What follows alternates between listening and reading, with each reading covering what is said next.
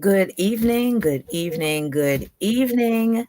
Welcome to another episode of The Digital Couch. My name is Dorielle Inez Larrier of Larrier's Education and Resource Network, where I plant seeds to help you grow. Over the last couple of weeks, we have been blessed to have had a number of amazing professionals in a variety of disciplines engage in conversations on the digital couch that are dear to the hearts of people, not just here where I live, but across the state, the country, and the world. And this episode is a part of a new class is in session. On the digital couch tonight is Brother Atiba McLean, who is a licensed clinical social worker. Did I get it right? Got it. Yay. I got it right. I got it right. Excellent, excellent. So, if you know what I know on the digital couch, you know we need two things. Number one, you need to have your cup because there is going to be some tea that needs to be sipped or some I water got that it. needs to be sipped. He has his liquid, he has his beverage, excellent. And you Mhm. also need to be in a sharing state of mind. So whether or Mhm. not you are sharing, because sharing is caring, then either invite someone or press the share button on your own platform. We are here live on Facebook and on YouTube. Share it with someone who needs to hear this good word and engage in this conversation. And you could even drop some questions and we'll be able to see them and invite them into the conversation. The other thing, you should probably have some sort of recording device, a pen and paper, because you're either going to jot something down that you hear is interesting, and maybe you want to ask a further question about it, or you want to take some notes because we're going to be dropping some names of theorists and people who do this work as well. Or if you know of someone who could possibly use some of this information and you want to say, hey, I need you to listen to this, or let's refer this out to other people, definitely get your pen and paper ready. The last thing that I ask for you dearly is if something that is said resonates with you, something that either hits at the core, something that touches a beautiful nerve, and if we step on your toe, you may not necessarily say amen, you may say ouch, but drop it in the comments because that which we say, sometimes we have things written down and we say them, but other times things just sort of like fly off the cuff and they are so poignant. We want to make sure that we address that topic, we address that comment, and we get back to you in order to further the conversation. So, thank you so much, Brother Atiba McLean. Welcome to the Digital Couch. It's great to be here. Welcome. Mhm. You're good. You're good. You're good. All right. So let's start out by this is going to be a little different, folks, because usually I have a barrage of questions, but I want to let you know how Atiba and I even got to this conversation. And thank you so much, those who are already sharing. I'm very, very thankful. We are very, very thankful for that. Atiba and I have known each other. Actually, we there are other things that we do outside of just being amazing, trying to be amazing people and share good information. And we we are entrepreneurs that have to do with wellness. The overarching category is wellness. And so we met. I think it may be 3 years ago now. Yeah, yeah, Would it be yeah. 2018? 2018, I think it was Bed-Stuy Live. Right. And Right. yes, my girlfriend, she makes her own skincare products. Yeah. We bought a skincare, and you have your own skincare products. Right. Seeds of Right. Divine, right? Shout out. Ooh. And I so know. what I was doing after we set up our station, I just was perusing. I walked down. It was on Fulton Street, and so I Hmm. was just walking down, looking at the other vendors. And you and I hit it off. Hey, what's happening? What you doing? And we was just talking. And he was like, "Oh, I make shea butter too. Okay, great. And I'm gonna come over to your table, check you out." And that was it. That was it. That was it. And it literally is. And I use this hashtag often. Entrepreneurs support entrepreneurs. And that's what Mhm. we're doing right here, right tonight. So, as we are talking about wellness, Atiba and I got into a conversation a couple of days ago, and he hit me with a movie that a number of us have seen over the past, I guess, maybe 2 years. So I think it came out about a year or two ago. And Mhm. said, do you notice this thing? And I said, what? I don't even know what you're talking about. And when he said it, I said, oh my goodness, this is the missing link. So I want you to, Atiba, sort of set the stage and share with the audience what you shared with me, and then we'll move into that part of the conversation. Yeah, so the movie that she's speaking about was Kevin Hart's movie Night School. And I don't know how many of you saw it. Kevin Hart, he's a funny guy. He's lighthearted. And he's kind of silly. And I like his intonation. No, no, no. He has these weird voices that he does, and he's blown up, right? So Night School, it's about a guy who has big dreams, and he has a girlfriend. His life is set, and he wants to pop the big question, but he just doesn't feel like his life is where he wants it to be. And so what's missing, he's a successful businessman. He has his shortcomings, but he doesn't have his GED, right? So we all know a lot of people in life, they do great things and they just feel like, man, if I only had this, if I only had that, if I only had this certification, I could be so much further along. And sometimes they think that certification justifies who they are, their existence, right? So, and that's kind of how we're groomed in society. You got to get this so we can get that and this and that. So he's focused on that. I got to get my GED. I can impress my girlfriend. I can be somebody. I can be important. And so he goes to night school. You want me to keep going? Yep. Because this is where it gets good. Yeah. So in the movie, I think it's Tiffany Haddish. She's his teacher, and there's some other stars in the movie as well. And it's people from all walks of life, right? So you have people who are successful, people who are, I think one guy was an ex-football player, just, different walks of life. And mostly adults are in class. And so you see them studying for the exam. There's a lot of hijinks, a lot of pranks and stuff like that. And what's interesting was that all of his friends would pass. So they would take the test and he would struggle. But the interesting thing was, I don't know if you guys caught it, the issue for Kevin Hart, his character, was that he was dyslexic. I don't know if you noticed that he suffered from dyslexia. So dyslexia, what it does is when we see something, we see it in the reverse order, right? So it can be words or numbers. And I think there's other forms of dyslexia. Dysgraphia. Dysgraphia. So what's that? What's that? With words, or is that the typical one? It's for dyslexia, from my understanding. And listen, yeah, I'm off duty. You know what that means, but y'all correct me if I'm wrong.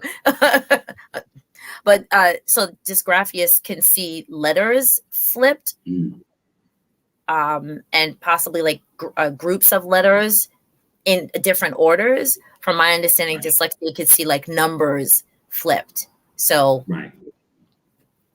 Go ahead. Yeah. So that he had dyslexia. So Tiffany Haddish was like, let's get down to the source of what's going on. She tests him, and they find out he's dyslexic. He's like, oh my God, I've been suffering all these years and I didn't know that I was dyslexic. So I walked away and I said, wait a minute, how often are we after something and we don't get a diagnosis? We don't know what the problem is, right? So when we're trying to go after something and we're not able to achieve it, do we get properly diagnosed? Do we know what it is?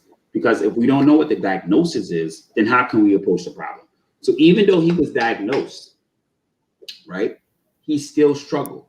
But in spite of that, eventually he passed. But it was just coming to terms with understanding what the problem is. Why am I falling short? Why am I seeing things and the words are tripping around? What causes a dyslexia? Could it be nervousness? That's something I have to look at.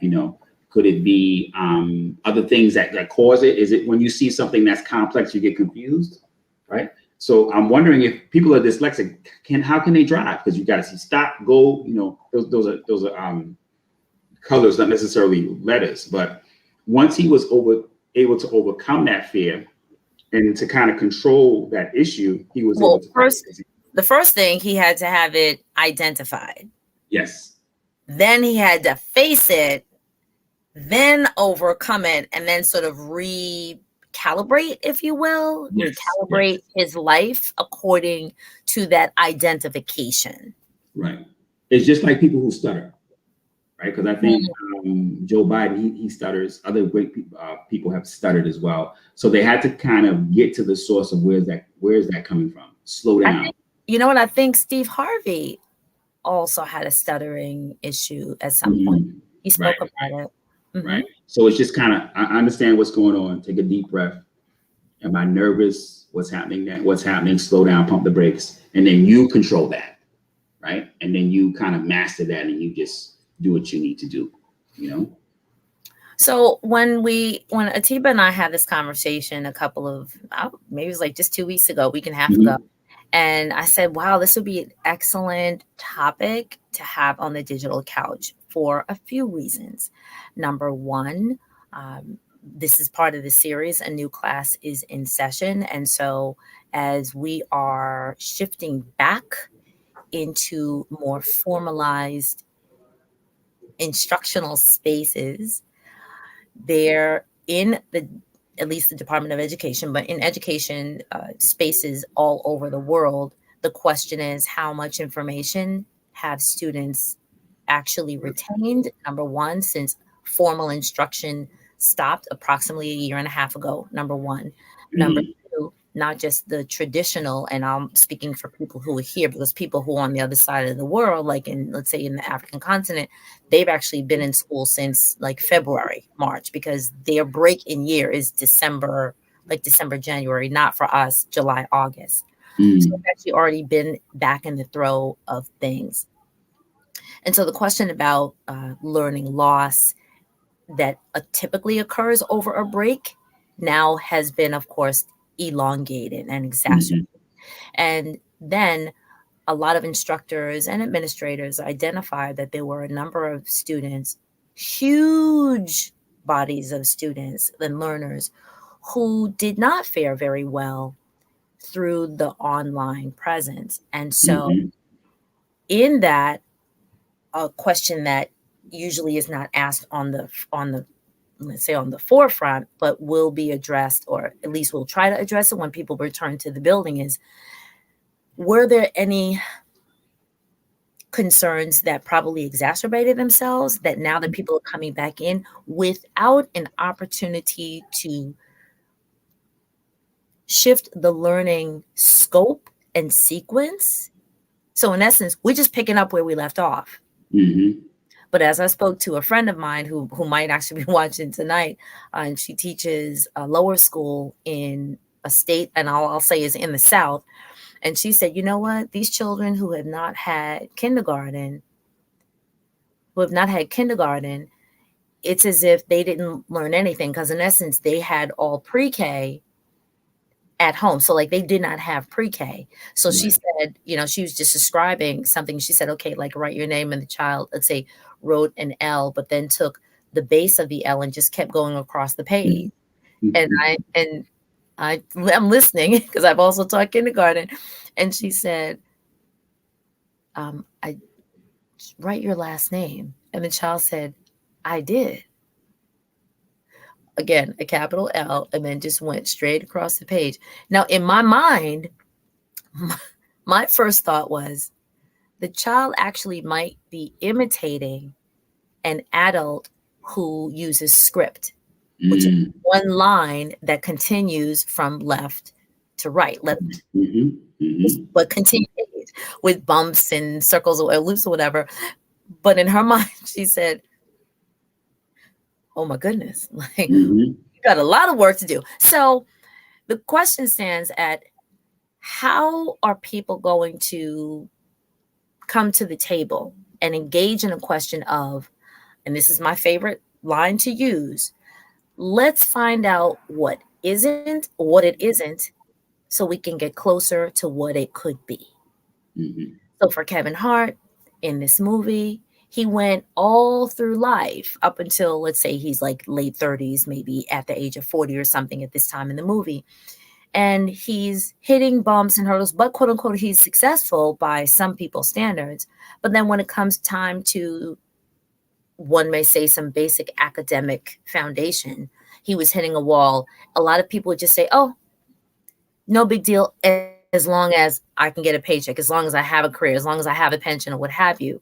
But Mm-hmm. once he uncovered that block by somebody who said, pause, like you said, pump the brakes, let's take a Mm-hmm. look at what else could there be. Then he was like, oh my goodness, like as I would say, like the heavens open up. Yeah. Oh, you know. Mm-hmm. So let's now sort of shift. And if anyone has questions, please, thank you so much because I'm seeing question or comments being dropped in the chat. What are some Mm-hmm. things that keep people from sitting down with someone or coming to a moment of, is there more? Should I be thankful of what I have and just ride it out? Mm-hmm. Should I, what is the need? Do I need to? Who is there? If I go to someone, does that mean that I feel like I have a deficit? Or I know in social work there is the strength, and help me out. It's is it the strength based model? Is that Mm-hmm. the term? You Yeah. know, Strength how do we, based. right? How do we get people to sort of think? Let me see if there's more. What do you think Right. some Strength blocks based. are? Mhm. Well, I think, you have to look at a lot of different things. For some people, it's sometimes, as parents or just in dealing with ourselves, we want to look at life through a rose-colored lens glasses. So everything is positive, everything is nice. We don't want to talk about the negative things. We don't want to talk about how's it going? Oh, it's great. It's And great. let's move on. Right. I don't want people in my business. I get that a lot because in my 9 to 5, what I do is I work with seniors. And what I find interesting is, again, folks who are retired and their lives are set up the way it is, whether they have a pension, whether they receive um, disability or social security, or whether they just kind of just got by and did certain things. So I remember working with this one particular senior. He's from Guyana, and he came to see me, and he brought a friend of his. And the issue was, so he says, he brought me his phone bill, and he brought me his Con Ed bill, and he wanted to know if he could somehow get additional savings toward his bill. So his friend was like, "Hey man, that's easy. Why can you just call?" And so the senior was like, "You can't read either. Mind your business." So he got like really defensive, and I was like, "Oh, your friend was just saying something like he was trying to help you out." So there's this shame. First of all, how Hmm. can you know any better than me if you can't read? The guy obviously could read a little better than him, but so there's this shame. I don't want people in my business. I'm Mm. vulnerable, right? So now let's move shift it to children. Oh, my child is great. Or a lot of times parents will put a lot of emphasis on how the child looks or the gifts that they bestow on their children, but they're not working on this, or they're not working on emotions, or the heart, or saying thank you and please and that kind of stuff. And so after a while, this child grows up. And when we don't have certain fundamental blocks in place, then we wonder, well, why is he so angry? Why is this child smoking weed? So you wonder where it starts. You gotta start doing the little things, right? So once you get past the shame, right, then you can start asking for help. I remember working with a client where for no strange reasons, she has a son is maybe under 10 and potty trained and everything, but he just would like leave his stuff in Have different places. He was have misses. Have misses. So have the missed it. have Thank you. to have a miss Yes. to have a miss is like the more tactful way than says you had an Right. accident. Yes. But it was distributed. So he Mm. was in. And so the thing was, I was speaking to him and I was like, what's going on? So he's home. He's getting instruction from the TV. I mean, from the laptop. And what are we doing when we're home? We're watching a lot. We're engaging a lot on the stuff. Watching cartoons, watching maybe some stuff that might be a bit mature, watching a lot of stuff and not remembering to go to the bathroom, Mm. dreaming about what you see. And then your mind is somewhere else. So when you don't remember to take care of your hygiene, Your right? personal, yep. So this thing called technology has come a long way to the point now when we give it to our children, they can't relate. They forget to do things. They forget to take care of themselves. And so now you see an 8 or 10 or a 15-year-old doing things like, what? Come on, man, you grown. Like, what's going on? So of course, when a parent has that issue, they're shamed. They're like, oh my God, I need help. Whoa, you know. And so now you're in a pandemic and the child is constantly doing this. Now you want to get help. So we went from a place where kids were going to school normally and interacting, and now we were locked in the house for 15 months. And you were just, you're watching the screen, and you were constantly plugged in, plugged in, plugged in, plugged in. So now to unplug now, it means you have to be human again. You have to relate. Right. And if you don't have enough time of being human, right, versus being a conduit to AI, right, then some of those, what most people would think should be innate, have not necessarily been fully developed. Right. And so then I'm thinking about the kid with the L. So while he was home, was he practicing? Was somebody writing his letters with him? So little things like that. Were you writing? Were you practicing script? Right. Mm-hmm. So I have a 2-year-old, right? One of the things that we notice is pre-pandemic communicating fine, doing what he has to do. Again, video game, but watching it. But if you don't speak to them, say a sentence, gotta make them say a sentence. Say a sentence. I want some of this. I want some of that. It doesn't get developed. So when a child is not able to communicate, caveman, and you're like, what? Come on. So those things are important. Communication, cues, looking in your eye. Precisely. Social cues. Yeah. Right. Mm-hmm. Right. And what's interesting is that a lot of people and parents, teachers, the presumption is that social cues should come naturally. They don't come naturally. They are taught. And I'm a mom as well. So I am going to use the example that most people would be like, well, how could you compare? But it's similar. So everyone knows Pavlov's dog, right? If you don't know Pavlov's dog in that experiment, simply put, the bell, the dog salivates. The bell, the dog salivates. The bell, the dog salivates. No bell, the dog is just going about his business. Exactly. Bell, the dog salivates, but when they ring the bell and the dog salivates, they'll give the food. Then they just took away the food, and then they just ring the bell and the dog continues to salivate. So it's the same thing actually with humans. There is a condition and then there is a response. And so the babies, let's just go back to like baby 101. The baby cries. The baby knows that when they cry, they learn that an adult will come and see about them. Pick them up, pat them, give them a kiss, give them some water or some milk or some food, change their diaper, that kind of thing. Then they recognize that as they get older, the child will make a sound or some utterance, and there will be a response. So then children will be like, ooh. And then what do we get? Then we get, the child like throwing things out the crib or whatever, because they know the adult's going to come. But then the flip happens. Then we have to try to condition the child to, when you're in this situation, this is what is expected. Right. When you're with a person, this is how you greet this person, or this is what you say, or this is what you do. Or when they ask for this, you do this.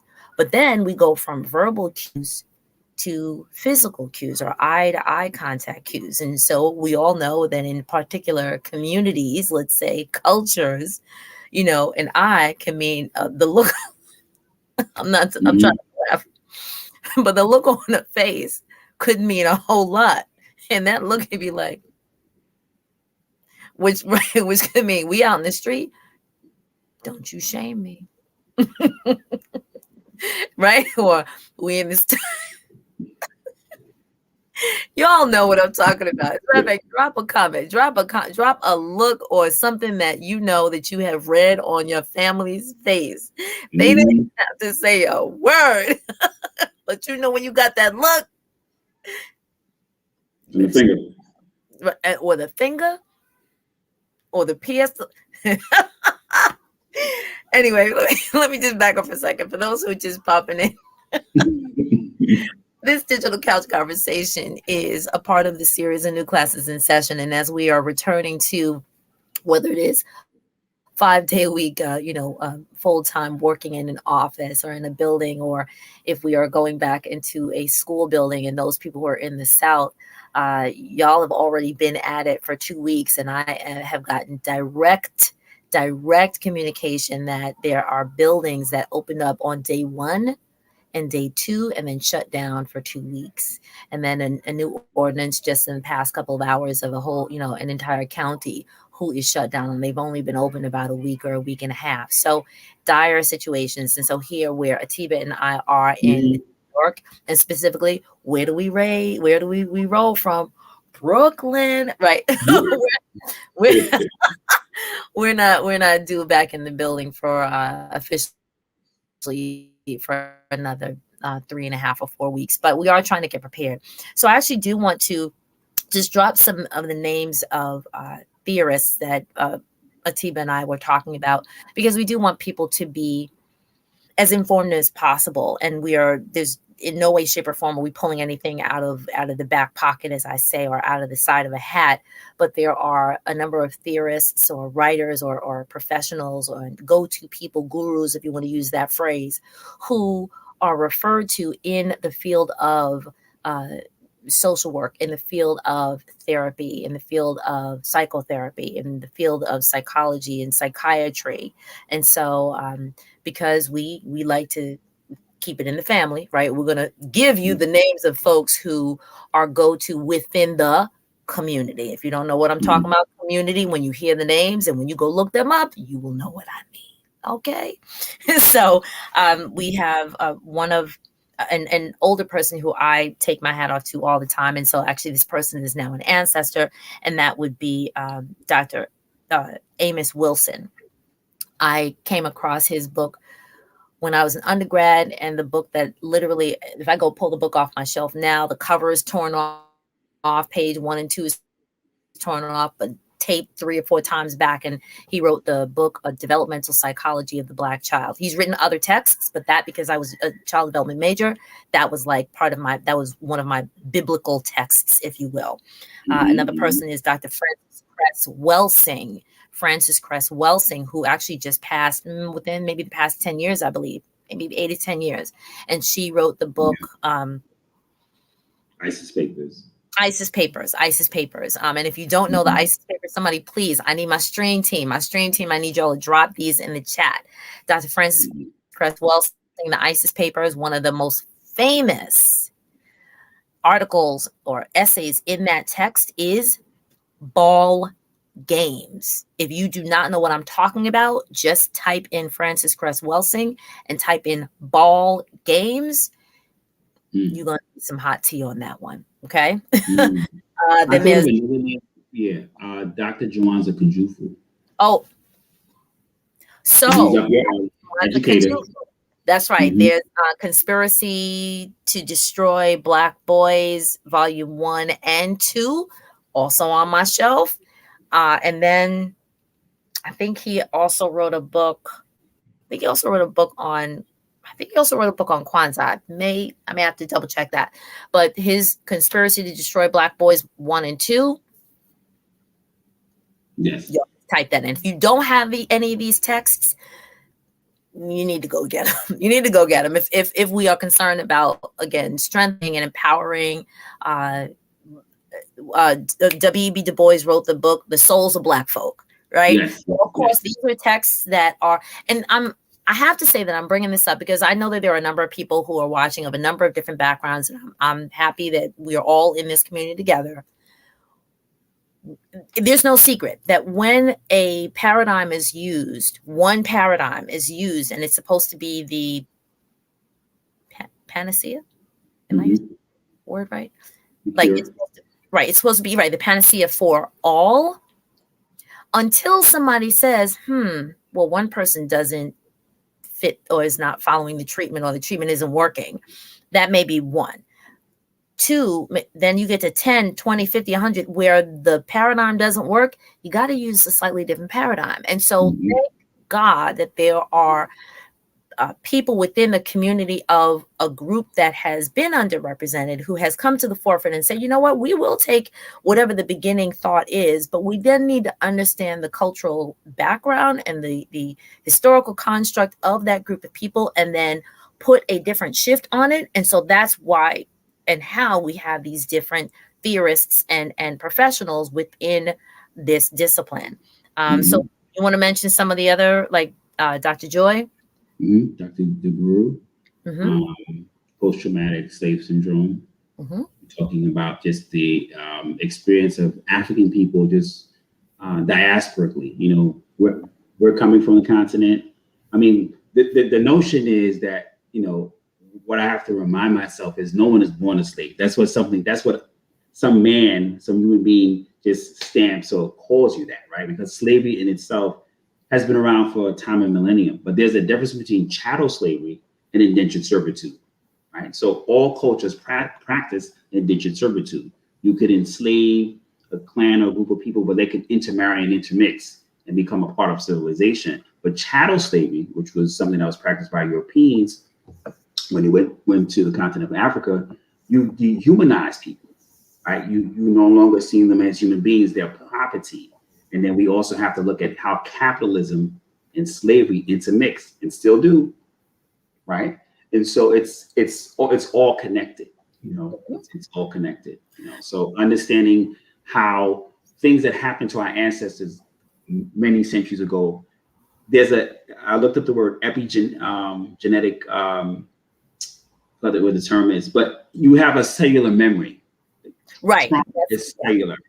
It's cellular because oppression, if it's not addressed and if it's not taken care of, it just kind of weaves its way down.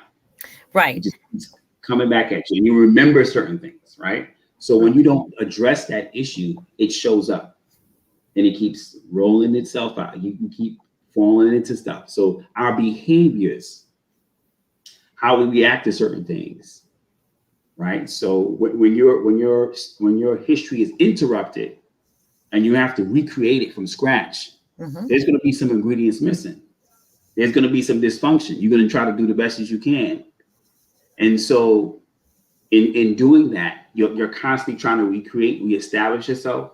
So there's no accident, because I always thought about this. Is for African people globally, we always have had to affirm ourselves. Black is beautiful. We've always had to say that because no one else acknowledged that. And So when because you the constantly have society, to right. affirm it, that means that's a vitamin that's missing from your regimen. So you have to constantly affirm it, affirm it, affirm it, affirm it. I'm like, why do we have to keep saying that? Right. Because it was So ripped out of that's you. interesting. So it's like this vitamin D supplement that my doctor just gave me, and she goes, "Wow, your vitamin D levels are low." And I'm thinking, "Huh?" I said, "Well, wait, where do you get that vitamin D from?" It's like the sun. So I was like, I've been in the house for a year. She goes, well, guess what? Now, like, they're so low. You now have to take a supplement for a couple of weeks. I'm like, really? I can't just go outside. She's like, no. And so, right.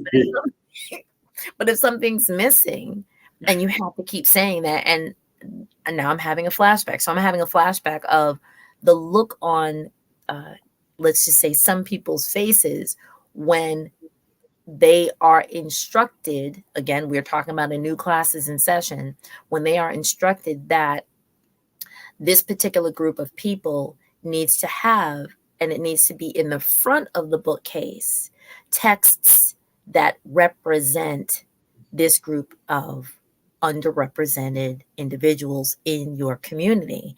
And the What's looks the term on, now? Yeah. It's called what's it's a term now. It's something but let me let you keep going because it's gonna pop in my head. Critical race theory is what you're talking oh, about.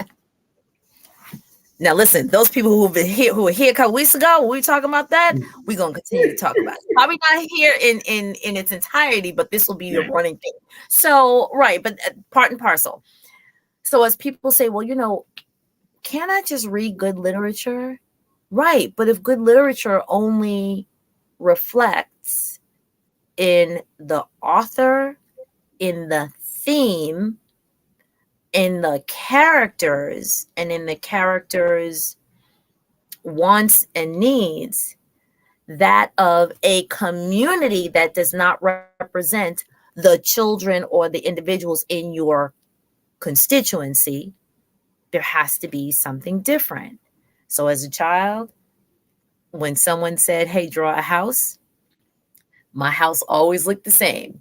It had a rectangle for the base, it had a tall rectangle for like the door, a little tiny, or the front of the house, a little, and then it had this, what would the best word be? Three-dimensional triangle, long for the top, Mm-hmm. with a little uh, chimney, little rectangle with little curly Q to come for this of the smoke. And when I looked at Right. everybody else's house, they kind of looked the same. And then the teacher would be like, "Oh, well, wow, that's your house." And I'm like, "Well, you said draw a house. That's the only idea of a house that I have. I've always lived in an apartment building." So you didn't say draw my house. And if you Right. said draw my house, like these are like tiny things that we go back to.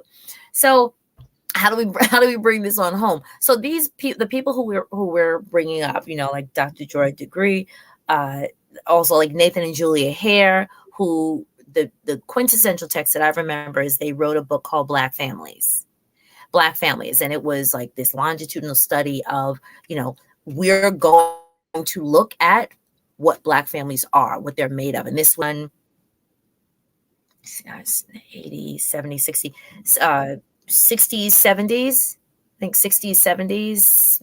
Yeah, 70s, because I was, yeah, like around the 60s, 70s. And so Mm-hmm. this was in response to the Moynihan report. Ooh, Mm. go ahead, L'Oreal. I'm remembering a lot. Good. Excellent. What? High five the camera. Yes, like I at least get a B plus on that one. Uh, so we're just bringing up these titles because as we're going back into buildings, and we have to look at things differently.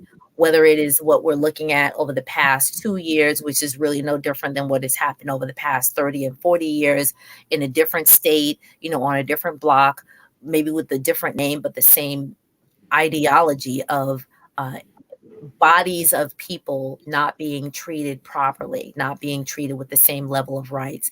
There is, and here's my statement for the evening: nobody has come through the past 2 years unscathed. Let me repeat that for the people who are tardy to the party. Nobody has come through the past 2 years unscathed. Mm-hmm.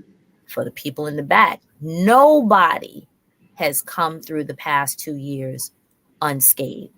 You Mm-hmm. know someone, it impacted you directly, somebody that you live near, a family member, a neighbor, a relative, or you just saw news report after news report after news report. Nobody is going to continue quote unquote business as usual. Today's mandate, I mean, I know this is a timed conversation, but today's mandate for people who live in New York now, apparently, the exclusion is you cannot do indoor dining nor indoor events unless you show Right. up with the Oh. card, right? The card. Mm-hmm. And so, I mean, that's a whole other conversation for a different day. But how are we as individuals, how are we as families, how are we as insular communities going to reach out to people like yourself to say, "Hey, I got to check in with somebody"? Who can I check in with? What are the protocols to check in? Does it mean that I'm less?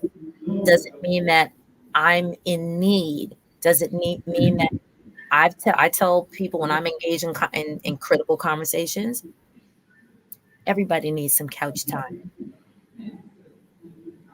If you thought that you didn't over these past 2 years,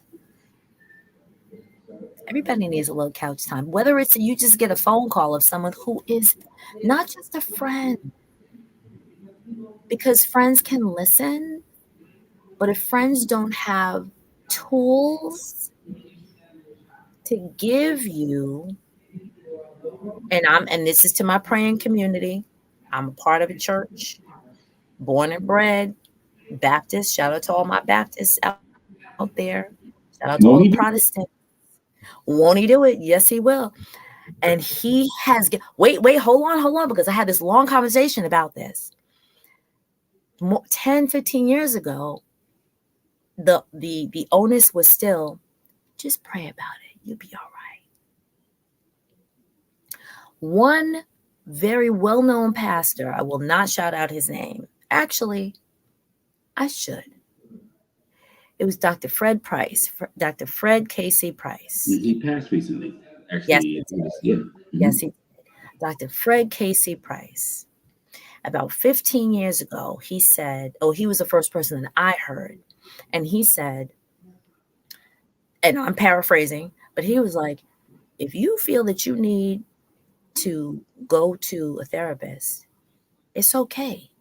Just like God designed a doctor to work on your heart. If you have a heart attack, God gave therapists the skill to work on, let's say, your Mm-hmm. your mind, your thinking, how you interpret things, how you process things. If that's the case, then you cut your arm is broken or whatever.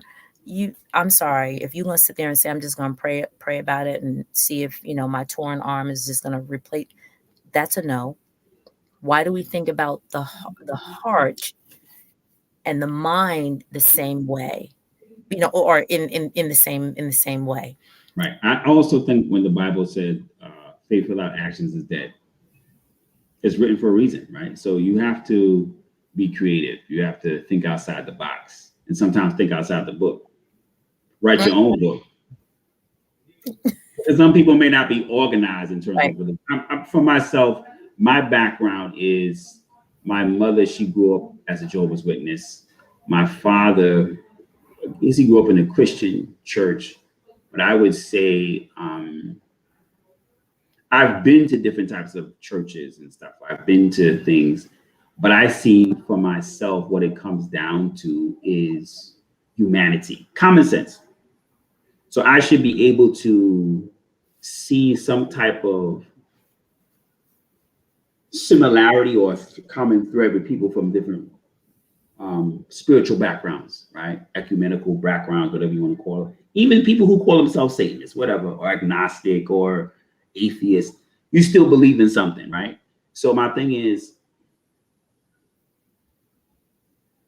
when you look at your humanity, what am I doing? What's my purpose on this planet, right? We kind of start off as human beings. We're kind of insular. It's my family. It's people that I know. But we went to the aquarium on Sunday, me and my family. And one of the things that when you get to the end, because you see the sharks, you see the aquatic life, but we as human beings who are upright and have common sense, we're the ones that are responsible for pollution. Right? We talk about climate change. And so my thing about it is, if we don't change the way we deal with people, we're going to be in trouble. So what we do impacts the climate, right? What we do. So when we have this pollution, when we have these viruses, I believe we are the virus, because when we disrespect each other, it goes out there. That Mother Nature responds to how we behave. It's not isolated. So I don't get into some people get into the minutia. And for me, I'm just kind of basic. I kind of sat on the fence in terms of whether I was going to donate my body to science or not. I said, okay, I'm going to do 50-50. I'm going to go on the side of science. I'm going to pray that I don't see a commercial later on that says, did you take the COVID-19 shot? Well, you can be entitled to a compensation. Damn! Then I'm screwed. But again, I respect whatever your choices in the matter. But whatever you do, just practice safety. Just practice respecting another person's opinion and just be safe. If we can at least just do that basic thing, regardless of what you believe, if you what you would want for your children or your child, you should want for your fellow person in humanity. I keep it that simple. And as you're talking about tools, if you live in a house, an apartment, and something's broken, If you don't have the right tool, what you going to do? You're going to go on Amazon. You're going to knock on a neighbor's door. You're going to go to the hardware store. You're gonna call the plumber. You're gonna call the landscaper. Something. Call somebody, Get because the if you did, person who, right? You're not gonna sit there and like and pray that the faucet starts. my fault, please, Jesus, Right, please, right. please. You got Like, $50 to fix it. You the would hot be all water right. wouldn't the hot water wouldn't turn off. What did I have to do? It was like early in the morning. I had to call the person who attends to the building. Hello. I'm not touching the stuff down there because I don't know if I touch the wrong thing or touch it in the wrong way. We're gonna have like the water spouting all over the place. Like, I'm not doing that. I don't want to be You have Noah's Ark in your house. and it literally would have been. I call the person who's the person in charge. So now let's sort of circle this back to you as a licensed clinical social worker. Your responsibility is to what? Are you, or do you work for a network? Do you have your own business? Do you see clients individually? Are you growing your do you collaborate with other health professionals? Like, we got you, we know you're brilliant, you have and is an LCSW like a terminal? Is that, help me out? I'm in education. Sure. I have to stay in my, I know the rank and file in my community. Tell me what yours is. Right. So when you go to social work school and you do your bachelor's, you get your BSW, bachelor's social worker degree, which I didn't get. I did mine's in business, and then I shifted career and went into social work. So it's called an MSW, master's in social work. So if you want to go further and you want to be able to provide therapy for people, you have to get 2 licenses. Now, in some states, it's just 1 license, right? So in New Jersey, right? Because we got 2. Yeah, we got to be extra, right? In Jersey, exactly. In Jersey, you finish your master's degree, you take the exam. It's an LSW. Other states have different things. They call it a GSW. Different things. And so, let's just speak for New York. You get your master's degree, then the first license you get, you take the exam. It's called an LMSW, Licensed Master Social Worker, right? You have to take an exam, 4 hours, 170 questions. Passed it on my first shot. I was like, thank you, Jesus. And I remember when I went to take the exam, this lady was just like, I took this thing 6 times. I was like, what? And this was before I took the test. I was like, what am I getting myself into? Oh my God. So when I passed it, I was like, my God, what? So then after you get the first one, then you have to get 3,000 hours supervised by someone who has the licensed clinical social worker or a psychologist. So what social workers do, they work in areas where there are people who are dealing with mental health issues. So it could be a person. Hold on. Did you say 3,000 hours? 3,000 stacks. As the kids say, 3,000 stacks. 3 stacks, 3,000 hours. At that point, I'm sorry, I would have crawled up. That's why I'm trying in my chair now. Like, I'm right. Exactly. Okay. So some people do it full time and just can knock it out 3 years. Because I worked in a field where I was dealing with people with mental health. So some people take the long route and it could take 6 years, right? So after you get your 3,000 hours, it's signed off. Then you take another exam. So when I took the second exam, I was like, okay, I've been down this road before. Took me 5 times in 6 years. So I was like, ooh. So it took something. And that's why I can connect with night school. I was like, I'm not dyslexic.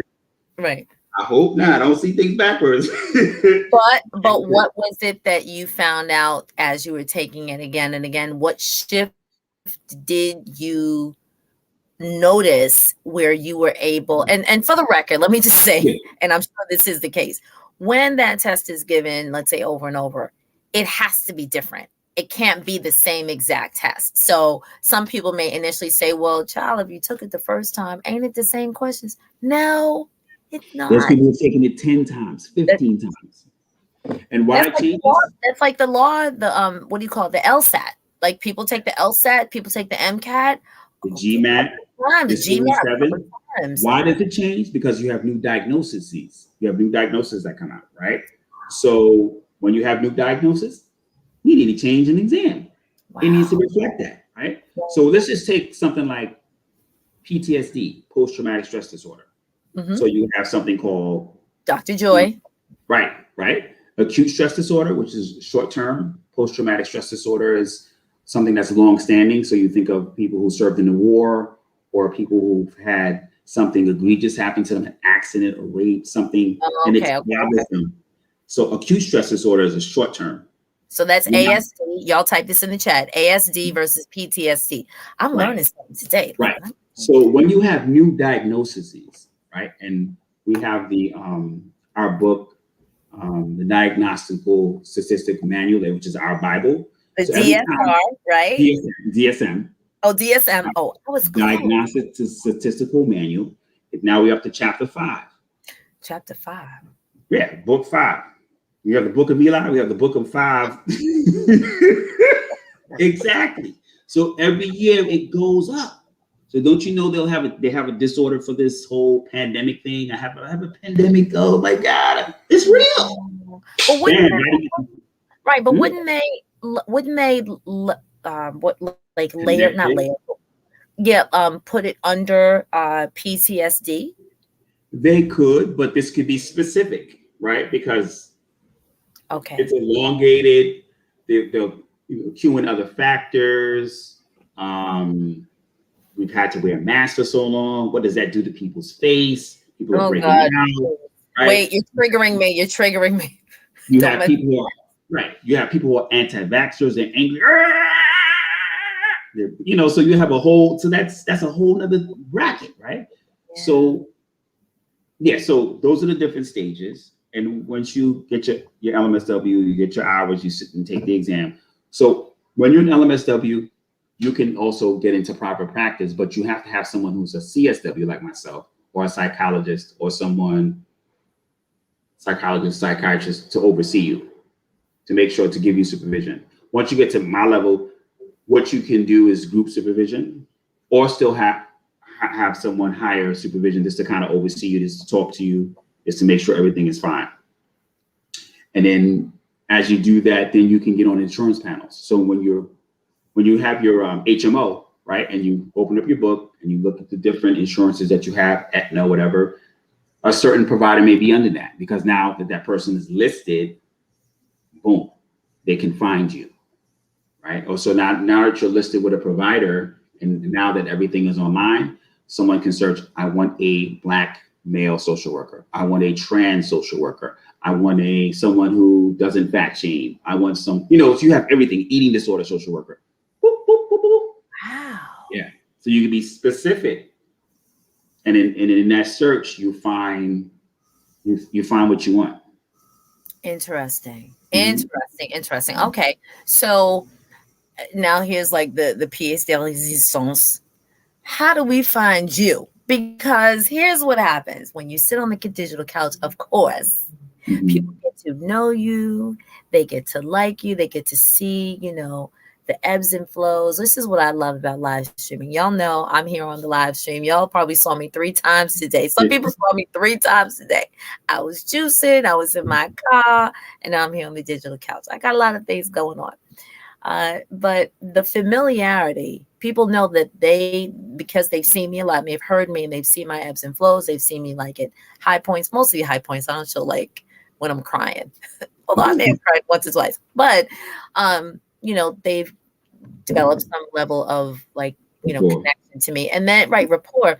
And then they say, hey, a number of people know they can slide into my DM, they can call me up. Those people have my number, and there's a myriad of ways. But how can people connect with you? Because if they either, like you said, the gentleman from Guyana who officially came to see you, right? But Mhm. for his friend. So of course he came to see you because it was him, but maybe the friend needs some, ask a little question or two there.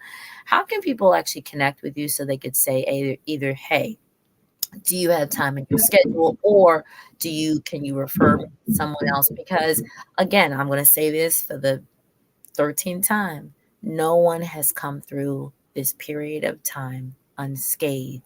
And in my other life in Seeds of Imani, I'm going to be engaging in similar conversations to the digital couch, but they pertain specifically to wellness. So you're doing double time, and you're going to be back on that couch because it's going to be just about wellness and variety of wellness ideologies and parts of the body and parts of like the things that we can see and the things that we can't see. So in essence, this is the thing that we can't see.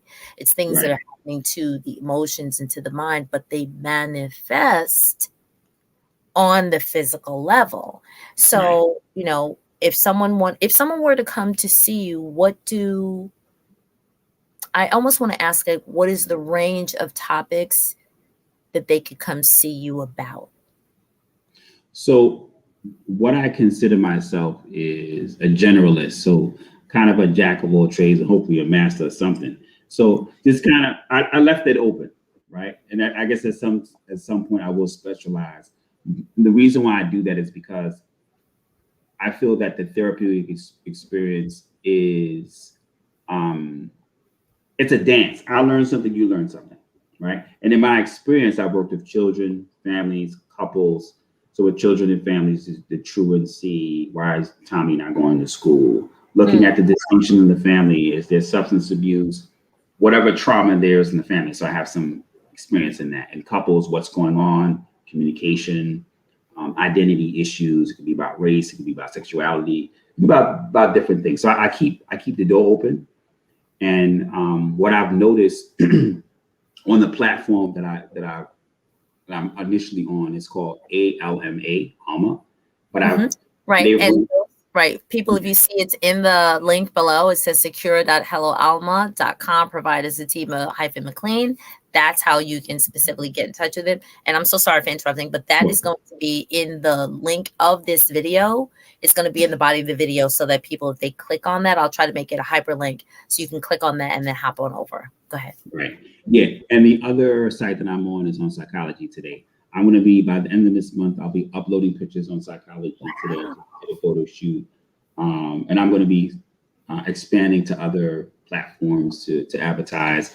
I'm in the process of now, I have other clinicians that I'm working with, looking for other clinicians. So if you know any other social workers or mental health clinicians with or without a license, they want to join my task force, we can take on healing people. So yeah, you can reach out to me, and I can either, if I'm booked right now, I'm personally booked, and I have other therapists working with me, I can also refer you to other therapists that I know who could provide you with some assistance. Excellent. So here's a question I have as we're sort of wrapping up to the hour mark. And now I've seen some amazing people drop some comments, and I'm really appreciative. If there's anybody who wants to throw in a question right now, that would be fabulous, so that we can add it to a little like Q&A as we wrap up. How important is it to have, whether it be the CSW, MSW, LCSW, how important is it for a person to have like their own person? Now, I got to back up. To everybody who's watching this, can you call right now either your PCP's name? Can you immediately call their address? And if you, like me, I have my PCP's cell phone number on speed dial, right? That's me. If y'all know me, y'all know that's me. How many of you have your PCP's like just kind of contact information like that? For the most part, we do. How many of you have your dentist? Like you can probably recite their telephone number. They just called me the other day too. Right, see? Right? But the big question is, how many have a therapist? How many have a therapist? Doesn't necessarily have to be on speed dial, but at least, in your arsenal, I guess that would work, in your arsenal of wellness. How many people? So I think that's the question. And then how important is that? Like, that's the question I'm asking to you. How important is it for people to have, especially now? If you didn't have one before, Everybody stop playing if y'all say that you don't need one. Because if you didn't, everyone would be okay with going back into a building 5 days a week, 9 to 5. And I'm not saying to the people who own the establishment, because to an extent you kind of have to go, unless you have, a health reason why you can, and your doctor said no. But a lot of people have a lot of issues. How many people are going to sit in a restaurant right now in New York? Because in New York, our leadership just said if you're not immunized, you can't go sit down inside of a restaurant. Y'all can't tell me y'all are okay with that. Some people are not going to the movie theaters. Some people are still having food delivered to their house. Okay? Some people are like double and triple masking with the face shield and, like a whole body glove. It's okay that we're not okay. Let's, what's the phrase that people are using now? Let's stop normalizing that this is okay. Right. But this brother right here, he's not giving you a pill. We're not talking about the matrix, the red pill, the blue pill. But everybody needs somebody to just say to them, I'm listening. I'm here. And it's okay that right now you don't feel okay. I had a conversation as we wrap up and definitely throw in your, let's definitely hear from you. I had a conversation with one of my good friends from childhood. And I said, listen, I have to address going back in a building, in a couple of weeks. And those people who are close to me know I'm not very interested in doing that for a number of reasons. Some people know why, but I'm not interested in doing that. I like this. I like remote learning. And I said, and I was okay with saying it, I know I'm going to need to check in with somebody before that day. Because when I left that building on that day in March, I wasn't feeling so good. And I said, I honestly am going to have to check in with someone and just to say, look, like it's September 12th. It's like, we're going back in the building on the next day. I need to talk to somebody. It's okay. It's okay. But just because you have a PCP, you might also need to have, especially in these days, an LCSW, an MSW, a PhD, a PSY, somebody, just to say, I hear you, I'm here, and here are some specific tools that you can use. Make sure you identify a trigger for you so that when you see or you hear, here are some breathing techniques. Here are some journaling techniques. It's okay for you to, even if they have to say here, count from, 1 to 5, take a deep breath, go step out of the room if you need to. I could hear it from a friend. I could hear it from my mama. It's different if I hear it from somebody who spent how many hours? 3,000 hours studying case studies and triggers and manifestation. Let me hear from somebody like that. I want to also say that I noticed there's been a shift. A lot of people are checking in. A lot of people, because you have time, you're home. And a lot of, I would say, it's a mix. Young people, middle age folks, they're just starting to see like, like you said, I need something else. And the clients that I serve, it's a mixed bag. It's, I would say 4 people of color and the other 3 are Caucasian. People need help. People are like really, they have real life issues. And I think it's being destigmatized. We look at our athletes, they realize like, hey, I'm not just this body that just performs or runs or tumbles. I have a family. I have a life. I want a life outside of this.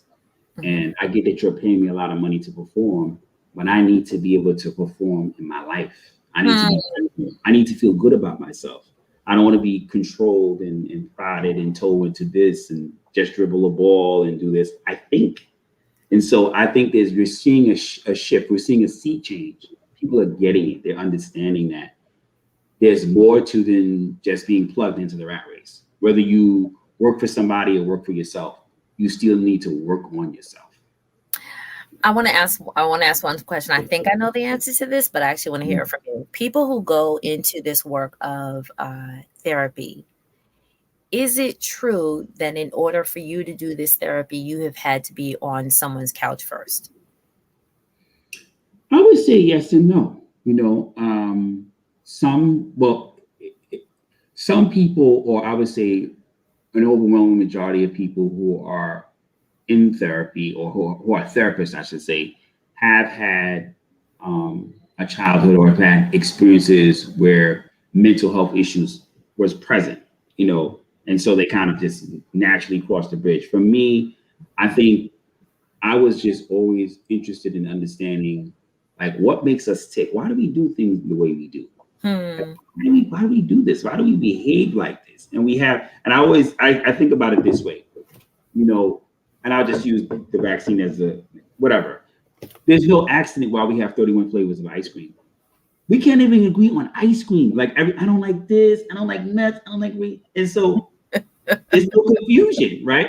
And so people are always gonna, I don't we always have our own idiosyncrasies. We want to do this, we want to do that. So we have to make allowance. And once you make allowance, then you start to understand why we do this. So I want to understand the human behavior and how can we live at an optimal level so that we can respect each other. I may not like you for whatever reason that I made up in my head. I don't know. But can I respect you? Right. Can I see that you are safe and I'm safe? Just a basic premise. I'm telling you that will save the planet. If we could just be like, can I just respect what you have? Respect, Right. can we just abundance? I don't have to. And I think you see the way we treat each other and the way we treat the environment is a reflection of how things are the way they are. It doesn't have to be this way. It doesn't have to be so crazy but we have to figure that out. And it's not Hmm. difficult. It really isn't. It doesn't take a PhD. Just common sense. And then we put this pressure on ourselves to do this, to perform this way, and so we wonder why we all discombobulated and all, So we gotta get back to our humans, get back to our humanity, treat each other with respect, understand our boundaries, this basic principles of life. And of course, when you're feeling the pressure, you go to the gym to work out. You do Right. a detox when you've eaten too much for Thanksgiving. So you got to work on this. Go to the Some mental people gym. do. Right. It's good. And I noticed a shift. Everyone is coming to therapy now. I guess it's the thing, but it's a good thing, to Right. work on yourself. Nothing wrong with it, Right. and so And right. Whether you you have put it brothers on now your doing the son, barbershop things where they talk about issues, so there's barbershop, discussions, there's hair salon, so there's the digital couch. there's a digital couch. You know what I'm saying? So I definitely want to wrap up. Thank you so much for coming. Thank you for sharing. Thank you for reaching out. And I'm glad that we dropped some of these gems again, like Dr. Frances Cress Welsing, Amos Wilson, Terry Williams. I don't think we got to that one. Terry Williams, who wrote the book Black Pain. Mhm. And that was a person who worked with Johnny Cochran and Eddie Murphy. There we go. She had a Right. PR firm, right? That's what it Right. was. Yeah, She had a that's PR firm, right? that's We were trying to remember. Um, Dr. Joy Degree, the Nathan and Julia right. Hare, right? Mm-hmm. It's Drawing DeGroot, the right? Right, mm-hmm. The group. Jonathan Jufu, right? Naeem Mm-hmm. Akbar. I mean, we can go on and on until the break of dawn. We See can. that? Let me see if you got bars. Hey, I love it. I love it. I'm really, really excited to have mm-hmm. had you again come and share and to say, normalizing self care. Let's put it under self care. Let's put it under Yeah. self care. This is what I was supposed to start. Oh my goodness, I'm supposed to start with this, and I'm going to end with this because I didn't start with it. A lot of people say it's not about you. It is about you. In this situation right now, it's all about you. A friend of mine tells me all the time when sometimes I start like going, and he's like, if you don't take care of you and you go down, everybody else who depends on you, they're gonna be like, oh my goodness. So Exactly. I'm gonna see if take I can find it. I was gonna find a quote from Sonny Rollins, a jazz musician, and it's pretty much the same thing that you just said. Um, so I can quickly find it. Bloop, bloop, bloop, bloop, bloop. But in essence, it says it begins. It says, "Get right with yourself. That's what life is about. The rest of it don't mean nothing. Get right with yourself. Get right with yourself." somebody type that in the chat. Get right with yourself. And we need to say yourself. Yourself. Yourself. Get right with yourself. That's Get right. right with yourself. It Excellent. begins and it ends with you because everything else is empty and meaningless. Yeah. All of this stuff around us, this material. Now it sounds, I gotta pay my bill. Yeah, you do. You got that. But if you don't get this right, that bill ain't gonna get paid. But don't make that about anything else. Get centered. Just slow it down. Why did I create so many bills? Why am I wasting food? Then you live a simple life. You don't have too much bills. But that's a whole other discussion. Hold on. So I want y'all to follow me on this digital couch because in a couple of months, but it probably won't be that far away, I'm going to do some conversations on minimalism and the psychology. Oh my goodness, because I have really, really worked on this myself and tried to uncover certain things, but minimalism, and I'm going to say this lovingly, okay, lovingly, minimalism and Black people. And why there's going to be like a clash of the titans about it, but that'll be another topic. So this, let me wrap this up because we'll get to all of the conversation. So this has been another episode of the Digital Couch, and this particular series is a new class is in session. We have had licensed clinical social worker Atiba McLean. That's right. And LCSW, let me carry some water. That's Let's create something wonderful. Play with words. That's right. That's right. And so I think the best phrase to sort of end this with is the book that was written, Don't Sweat the Small Stuff. Don't sweat the small stuff. But if you do sweat the small stuff, guess what? That person right there is going to let you know the stuff that actually is small. Most of the stuff that you're sweating is actually small. And I'm gonna tell you to use some deodorant because you stink. And use a towel. You come up with me smelling. I always use humor, so that's my thing. You know what I'm saying? You smell around. What's wrong with you? Get yourself together. Why you smelling? You know why? Because they worried about stuff, and then they are forgetting about the basic things, basic essentials. Worried about all the big stuff and the little things, hygiene. Right. I got a story, but we ain't time for that. Right. We'll talk about that offline. But anyway, peace and blessings, everyone. This has been a Learn to Grow You moment where I plant seeds to help you grow. My name is Doriel Inez Larrier, the host, amongst other things. I do a lot of other things. But tonight, I am the host of the Digital Couch, where inspirational leaders impact, inspire, and influence other people in their lives to live life a little better than they did yesterday. I will see you all. Please put your notifications on because there will be some amazing people in the political realm, on the home front, and who else do I have coming up? I have a couple of different groups of people coming up. I think an author. There's so many great people who are coming on the couch. If you're interested in being on the couch, you're going to have to slide into my DM and check me out. And let's see if at this point, September is booked. You may have to come in October. Just saying.